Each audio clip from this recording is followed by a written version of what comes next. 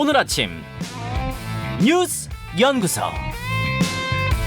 오늘 아침 뉴스의 맥을 짚어드리는 시간 뉴스연구소. 오늘도 두 분의 연구위원 함께합니다. CBS 김광일 기자, 뉴스톱 김준일 대표. 어서 오십시오. 안녕하세요. 예, 김광일 기자. 첫 번째 뉴스 뭐부터 볼까요? 이상민 파면 논란. 이상민 행안부 장관에 대한 파면 요구는 그동안에도 계속 있었던 건데 좀 다른 수위, 다른 차원으로 또 제기가 된 거예요? 민주당 박홍근 원내대표가 지난주 금요일에 이렇게 말을 했습니다.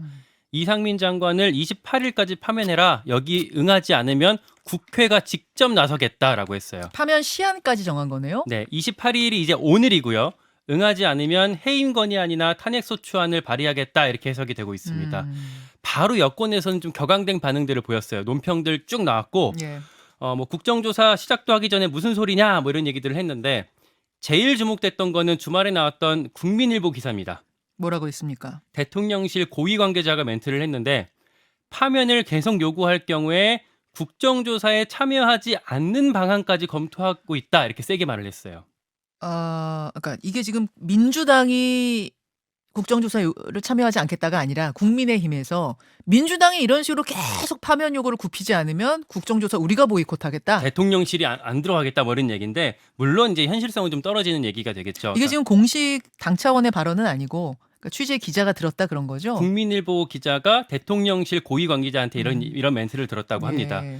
이게 뭐 정치적 수사 정도로 봐야 될 것 같아요. 그래서 저도 어제 대통령실 다른 고위 관계자한테 좀 확인을 해봤어요. 그랬더니 이렇게 얘기를 하더라고요. 그러니까 아마 누군가가 그냥 언론에다 얘기하다가 교감 신경이 지나치게 발달해서 나온 발언 같다. 좀 그러니까 과하게 무슨 말이에요? 과하게 얘기했을 뿐이다. 뭐 그렇게까지 갈 사안은 아니다 이런 취지로 얘기를 하던데.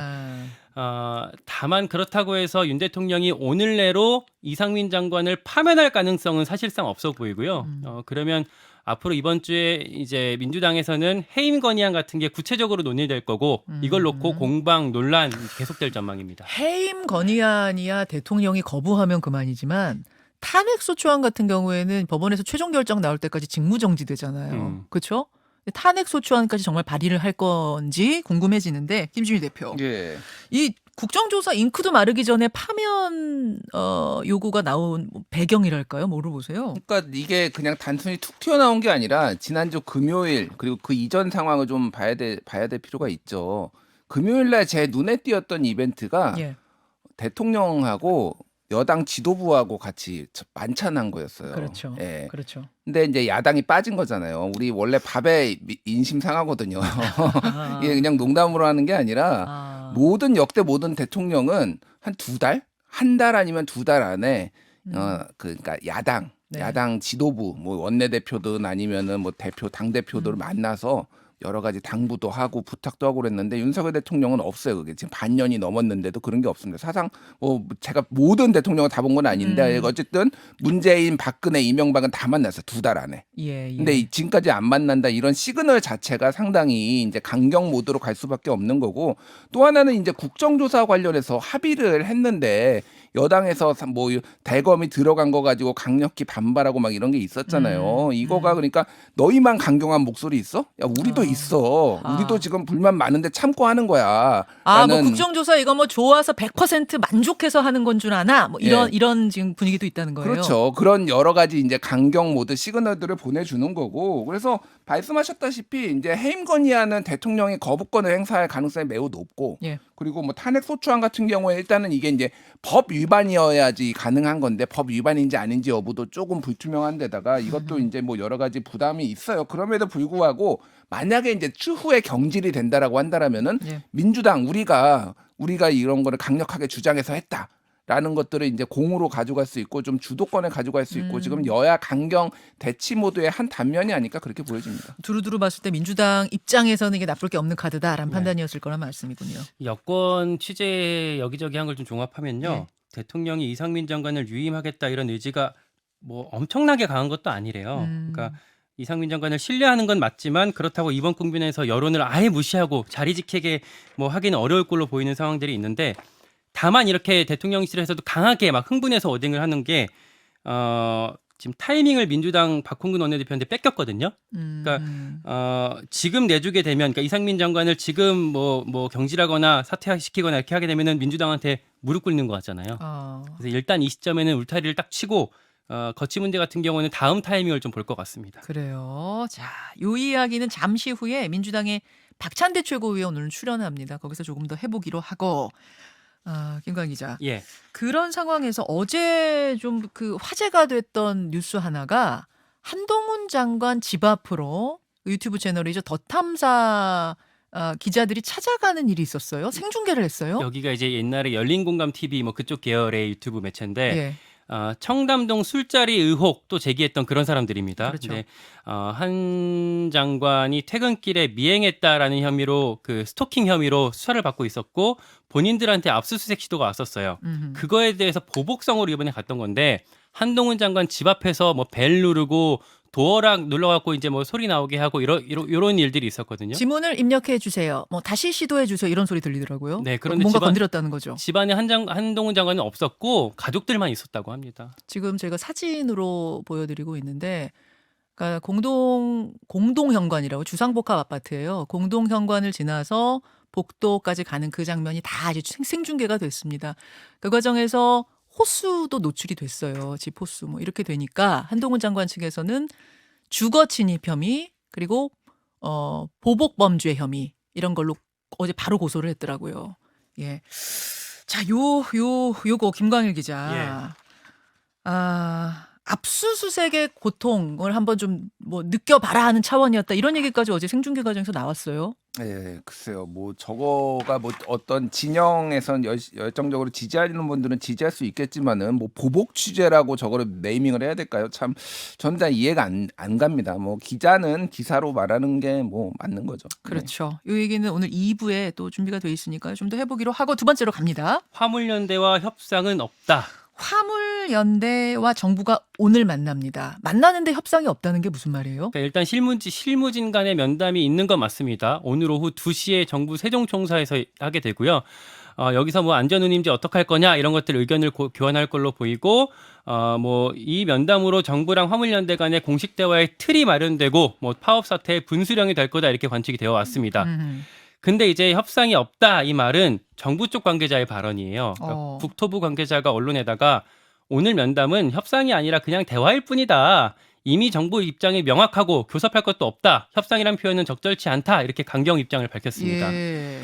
화물연대도 지금 역시 강하게 반발 중인데 뭐 기존 요구사항은 우리가 바꾸지 않을 거다 이렇게 받아치고 있고요. 어제 기준 4천여 명 전체 조합원 대비 18%가 집회에 참석하고 있습니다. 그러니까 이게 지금 쟁점이 안전운임제를 정부는 한 3년 정도 더 연장해 주겠다 이런 거고 화물연대 쪽에서는 아예 영구히 가자 뭐 이런 건 거예요. 네, 일몰제가 시행되고 있는데 그게 올해 말까지인데 그걸 일몰제를 폐지하고 영구히 가자. 그리고 품목이랑 대상도 확대해서 다른 영역까지도 그러니까 지금 뭐 레미콘이나 이런 거 시멘트뿐만 아니라 다른 영역까지 다 포괄하자 이렇게 네. 노조에서는 주장을 하고 있습니다. 참 쉽지가 않네요. 김준일 대표. 네. 어떤 부분 주목하세요? 일단 이게 예. 지난 6월 달에 예. 이 잠정적으로 타결이 됐잖아요. 그러니까 저도 타결이 된 걸로 알고 있는데 어떻게 또 이렇게 된 건가 싶어요. 그러니까 그때 타결 내용을 보면은 안전운임제를 지속 추진하고 품목 확대 등을 논의한다라고 했어요. 예. 그러니까 사실상 화물연대 입장에서는 그러면은 이거를 이제 계속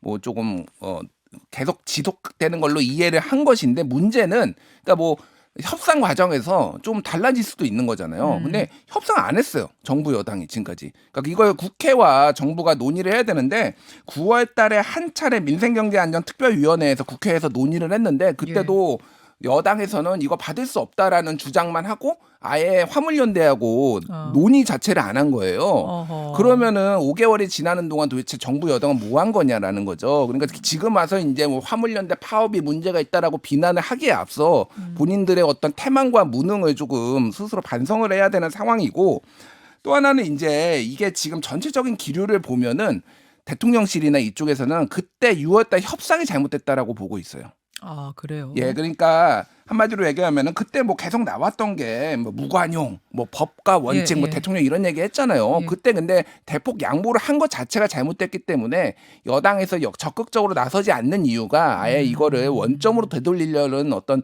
그런 기류가 있는 거죠. 그러니까. 아, 그런 기구가 깔려 있기 때문에 오늘 만나지만 그건 협상 아니다란 말이 화물연대 쪽에서 나온 게 아니라 정부 쪽에서 나온 거예요. 그렇죠. 면담이라고 하지 이거는 기류가 예. 그런 면담이라고 하기 때문에 양보를 하지 않을 가능성이 높고 그래서 어이구, 이렇게 되면은 그럼 화물연대 파업 계속되면은 이번 주부터는 정말 뭐 물류 대란도 벌어지고 그러는 거 아니에요? 그러니까 지금 그래서 대통령실에서 나온 얘기가 업무 개시 명령 이거는 강제로 이제 업무를 복귀하라고 하는 건데 이거는 지금 한 번도 지금까지 18년 동안 발효된 적이 없었거든요. 예. 이거를 지금 만지작거리고 있는데 이거 사실 약간 뭐 법 논란도 있어요. 왜냐하면은 자영업자라고 맨날 정부는 얘기해놓고 자영업자한테 복귀하라고 말라 이런 게 말이 되느냐라는 건데 어쨌든 이것까지 지금 정부가 만지작거리는 거는 협상에서 우위를 가져가겠다 뭐 이런 걸로 좀 보여집니다. 그래요. 업무 개시 명령이 윤석열 대통령이 이미 언급하기도 했고 대통령실이랑 국토부에서 뭐 실무적인 검토를 지금 하고 있다라고 얘기를 해요. 그리고 내일 국무회의가 있거든요. 만약에 오늘 그 노사 간의 협상, 그러니까 정부랑 노총 간의 그 협상이 제대로 이루어지지 않으면 내일 국무회의에서 이제 발동이 걸릴 가능성이 있고요. 이렇게 되면은 노정 갈등은 극한으로 치달을 거다 이렇게 관측이 되고 있습니다.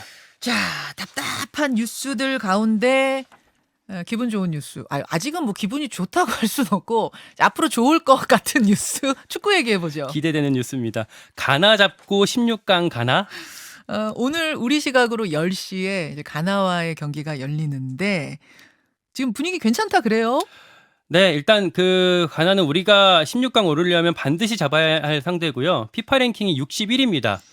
우리가 28위. 네, 우루과이가 16위였었어요. H조 상대팀 3팀 중에 유일하게 우리보다 낮은 팀이에요. 네. 그러니까 근데 첫 경기에서 가나가 우승 후보 포르투갈한테 2대3으로 아깝게 졌을 만큼 전력이 만만치가 않고요. 가나 입장에서도 우리한테 지면 짐 싸야 됩니다. 그렇죠. 사활을 걸고 나올 겁니다. 예. 그래서 가나는 스타일이 개인 기량이 출중한데요. 아프리카 특유의 힘, 스피드, 탄력이 밑바탕이고 한 번 타면 그 흐름을 타면 폭발적으로 올라와요. 아니 원래 다들 흐름 타면 폭발적 되는 거 아니에요? 근데 아프리카 쪽 선수들이 그게 더 셉니다. 더 크게 폭발하는군요. 예. 다만 수비 뒷공간, 특히 사이드 쪽에서 약점을 보이고 있어요. 여기가 지금 벤투호의 공략 포인트가 될 건데 어허.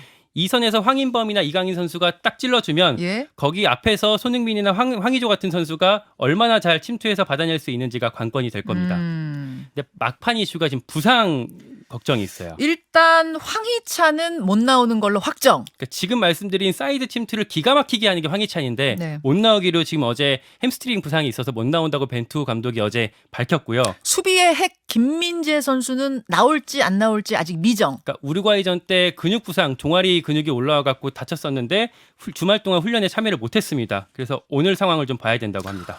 김민재는 나와야죠. 네. 나와야 될 텐데. 전체적으로 조율하는 선수가 김민재인데 걱정입니다. 그리고 또 하나 눈여겨볼 사람이 심판이라면서요. 그러니까 우루과이전에서도 심판이 조금 석연찮았었는데 이번에 앤서니 테일러라고 영국 프리미어리그 심판이거든요. 근데 편파판 판정으로 이제 축구 팬들한테 악명이 높아요. 그리고 과거에 손흥민한테 퇴장 줬던 적도 있었는데 그런 우리한테 좀 악연이 있는데 이 심판이 이번에 월드컵 데뷔전이라고 합니다. 그래서 뭐 변수가 좀 될지 우려가 되고 있습니다. 김준일 대표는 어떤 부분 좀 주목하세요? 일단 예전에도 말씀드렸는데 우리가 2차전에서 월드컵에서 이긴 적이 한 번도 없어요. 그 얘기 좀 하지 마세요. 그러니까 징크스는 깨지라고 있는 건데. 여러분, 그러니까 정확히 말씀을 드리면 월드컵 본선에 올라가서 첫 경기는 뭐 이기고 지고가 있었고 또 세 번째 경기도 이기고 지고가 있었는데 희한하게 두 번째 경기는 심지어 2002년 월드컵에서도 미국하고 무승부였어요. 1대1 무승부였어요. 이긴 적이 없는 건 기록상은 팩트예요. 예, 그러니까 1차전이 3승 2무 5패 그리고 3차전이 2승 2무 5패인데 2차전은 4무 6패예요. 예, 그러니까 내용이 안 좋고요. 뭐 그러니까 실제 그 내용도 98년 프랑스 월드컵 때 네덜란드전에 0대5 패배해서 차범근 감독 경질되고 그것도 2차전이었어요. 예, 그것도 2차전이었어요. 그리고 그렇구나. 2014년 브라질 월드컵에서도 러시아하고 1대1로 1차전은 비겼는데 2차전에 알제리에서 알제리전 2대4. 그래서 제가 뭐 이런 말씀을 드리는 거는 이런 징크스를 조금 꼭 깨줘라. 자꾸 말하면 깨진다면서요. 예, 자꾸 말하면 깨집니다. 깨지기 때문에 하는 건데 지금 아시아 국가들이 2차전에서 다 졌어요. 이거 일본하고 사우디가 그러네. 1차전은 다 이겼는데 지금 사우디도 폴란드한테 0대2, 일본도 이 코스타리카한테 0대1로 져가지고 예. 한국이라도 이제 한국은 그 대신에 1차전은 승리를 못했잖아요. 예. 이거 거꾸로 가면 되는 겁니다. 이제 2차전에 대승을 거두면 되지 않을까. 이란은 2차전에서 이기긴 했습니다. 네, 그런 기세를 우리가 같이 이어갔으면 좋겠습니다. 어제 일본은 코스타리카를 상대로 굉장히 잘 싸웠는데 졌어요. 네, 한 게임 한 골 차로 졌는데 우리는 오늘 이제 아시아의 서력 오늘 잘 해줬으면 좋겠습니다. 잠시 후에 2부에 한준희 해설위원 카타르에 있거든요. 현지에서 느끼는 오늘 분위기 어떤지 생생하게 전해 듣겠습니다. 두 분 수고하셨습니다. 고맙습니다. 김현정의 뉴스쇼는 시청자 여러분의 참여를 기다립니다. 구독과 좋아요, 댓글 잊지 않으셨죠? 알림 설정을 해두시면 평일 아침 7시 20분 실시간 라이브도 참여하실 수 있습니다.